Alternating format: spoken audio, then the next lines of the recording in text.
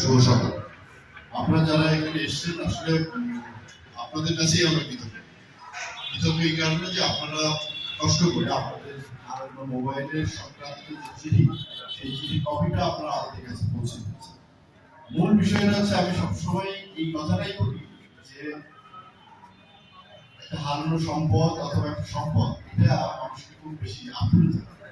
যখন এটা ফিরে পায় অনেক বছর আগে, যেমন আজকে একজন 3 বছর আগে তার একটা মোবাইল হারিয়ে গেছে 23 সালে, এখন 26 সালে এসে যখন সেই পুরনো সম্পদটা আবার ফেরত পায়, তার মুখে যে হাসিটা, এই হাসিটা কিন্তু অদ্ভুত সুন্দর। এই হাসিটা দেখার জন্য আসলে আমাদের এই যে পরিবারের যারা আছে তাদের কিন্তু এই প্রচেষ্টা আর কিছু সেফ, এই প্রচেষ্টাটাই আমাদের অব্যাহত থাকবে।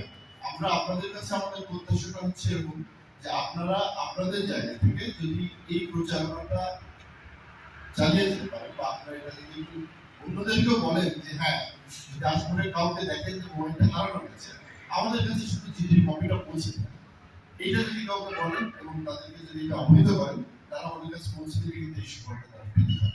একই সাথে আমরা আরো বেশ কিছু বিষয়ে কাজ করি।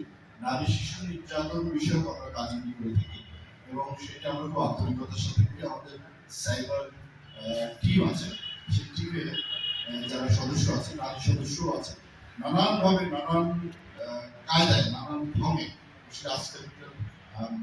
আজকে যারা আমাদের নারী আছেন তাদেরকে কিন্তু সাইবার ক্রাইমের শিকার হচ্ছে। সেই জায়গা থেকে তাদেরকে প্রতিকার দেওয়াটা আমাদের উদ্দেশ্য। সেই জন্য আমরা এটা নিয়ে কাজ করি। যদি আপনার আশপাশে আপনার প্রতিবেশী অথবা কেউ যদি আমাদের নজরে পড়ে, আপনি কিন্তু আমাদেরকে অবহিত করবেন, আমরা এটা প্রতিকার দেওয়ার চেষ্টা করি। তো আপনার কষ্ট করে এসছে, আপনাদের অসংখ্য ধন্যবাদ। আপনারা ভালো থাকুন। আপনাদের ফোন ফিরে পাওয়ার আনন্দটা পরিবারের সাথে ভাগাভাগি করবেন। ধন্যবাদ।